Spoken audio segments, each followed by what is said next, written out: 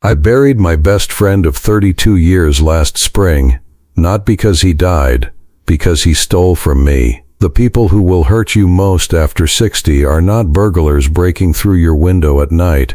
They are not strangers calling from a blocked number pretending to be your grandson. They are the people already sitting in your living room.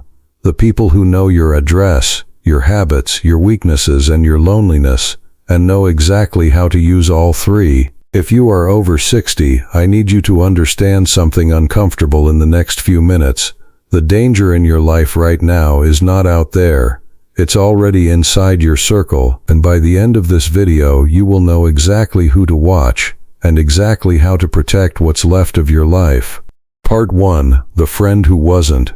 My name isn't important. What's important is a man named Russell who I met in 1991 at a bowling league in Toledo.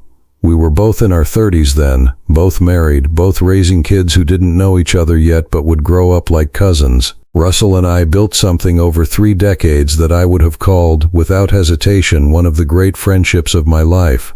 We fished together every June. We stood up at each other's daughters' weddings. When my wife passed 6 years ago, Russell was the one who sat with me in the hospital hallway at 2 in the morning, saying nothing, just sitting there so I wouldn't be alone. I tell you all of this because I need you to understand, this was not a stranger. This was not a con artist who targeted me from a distance. This was 32 years of trust, built one small honest moment at a time, and that is exactly why what happened next worked. Part 2. How it begins. It started with a business idea. Russell had retired 2 years before me, and he'd gotten involved, enthusiastically he told me, in a real estate investment group. Small residential properties in Florida, flipped and rented, run by a group of guys he trusted. He talked about it the way men our age talk about things that give them purpose again after retirement takes their job title away. He didn't ask me for money right away. That's important. That's the part almost nobody understands about how trusted people take advantage of you. It's not a single ask, it's a slow warming. First, he just told me about it. Then he showed me numbers, return statements he called them, printed on official-looking letterhead. Then, months later, when I brought up wanting to grow my own retirement fund a little more aggressively than my financial advisor recommended, Russell said, almost reluctantly, "I probably shouldn't even mention this, but there might be room in the group for one more. I want you to notice something." He made me ask him. He never pitched me. He let 32 years of trust do the pitching for him. I put in $18,000. Then 4 months later, when the returns came back exactly as promised, because early returns in these schemes almost always do, I put in another $22,000. Part 3. The Unraveling. The calls started getting harder to schedule. Russell was traveling for the group. Then he was dealing with a family thing. Then, for 6 weeks, nothing at all. I drove to his house on a Tuesday afternoon in March. His wife answered the door, and I could see in her face before she said a word that something was deeply wrong. The real estate group didn't exist the way Russell had described it. There were properties, yes, but they were owned entirely by 2 men Russell had met at a networking seminar 18 months earlier. And every dollar coming in from investors like me was being used to pay off previous investors and fund the lifestyle of the 2 men running it. Russell wasn't the architect, but Russell wasn't a victim either. Russell had been given a recruiter's commission for every friend he brought in, $40,000, gone, recruited by the one man in my life I would have trusted with my own life. I never got an apology that felt real. What I got was Russell telling me, through tears, that he didn't know it would go this far, that he believed in it too, that he'd lost money as well. Maybe all of that was even true. It didn't matter. The money was gone, and so, eventually, was the friendship. Part 4. Why It's Never the Stranger. Here is the truth almost nobody after 60 wants to hear, and the truth this entire video exists to tell you. Fraud prevention research consistently shows that the people who financially exploit older adults are, in the overwhelming majority of cases, people the victim already knows and trusts, not strangers.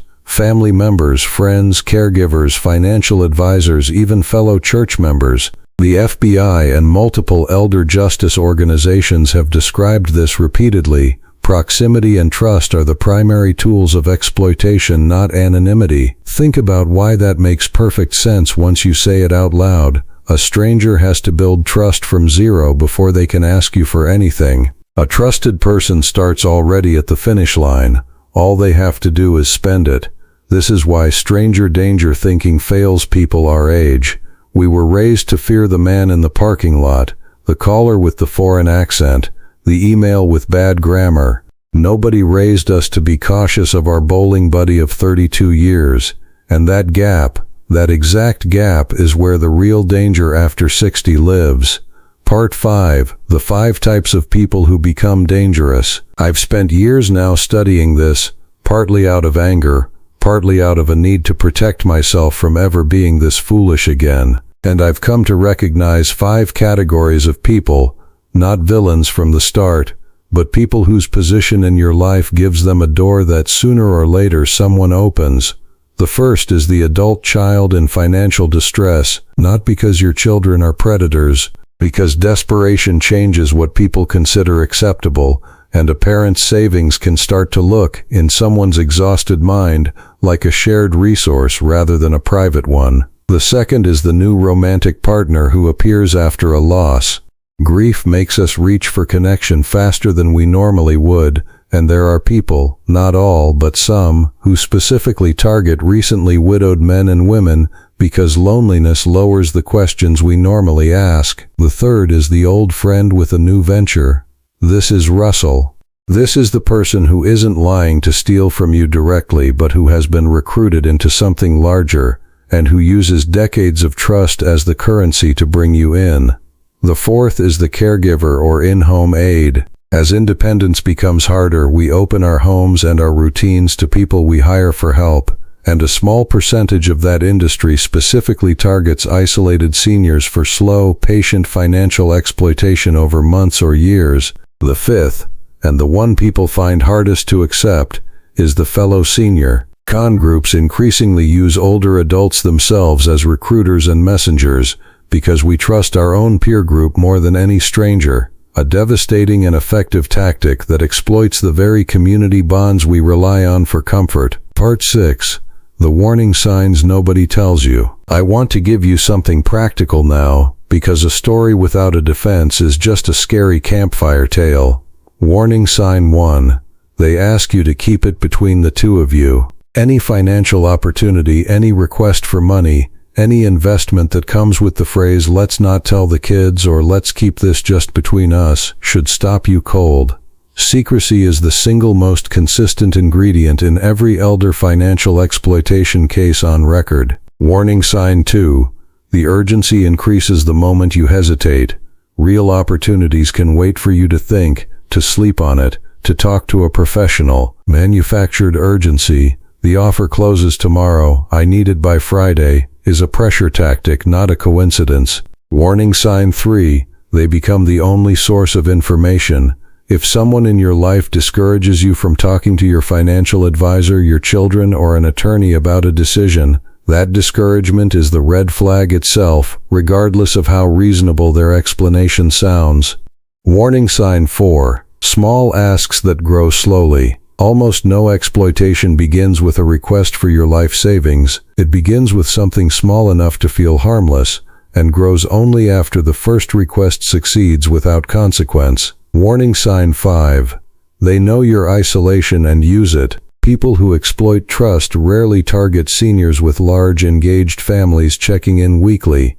They target those living alone, recently widowed, or geographically distant from children, not out of cruelty specifically, but because isolation removes the second and third sets of eyes that would normally catch the pattern. Part 7. What I do now. After Russell, I rebuilt my entire approach to trust, and I want to walk you through it because it's not about becoming cold or suspicious of everyone around you.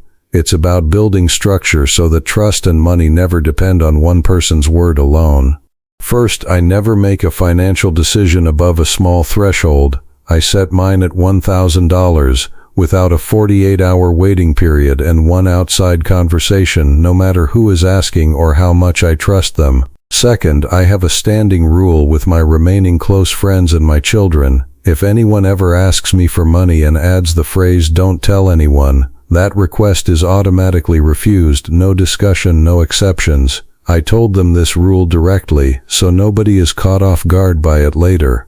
Third, I set up a trusted contact on all of my financial accounts, a formal designation your bank or brokerage can add, which allows them to reach a person I've chosen if they detect unusual activity without giving that person any actual access to my money. Fourth, I stopped keeping my finances a mystery to everyone. I used to believe privacy meant telling no one anything. Now I understand real protection means telling one trusted professional outside party everything, an independent licensed advisor, while telling casual friends and even family members nothing specific at all. Pat E8. Rebuilding trust without rebuilding the wound. I don't want this video to leave you afraid of every person in your life. That would be its own kind of loss, and honestly its own kind of victory for the people who did this to me. Because isolation is exactly what makes seniors more vulnerable, not less. I still have friends. I still trust people. What changed isn't the size of my circle.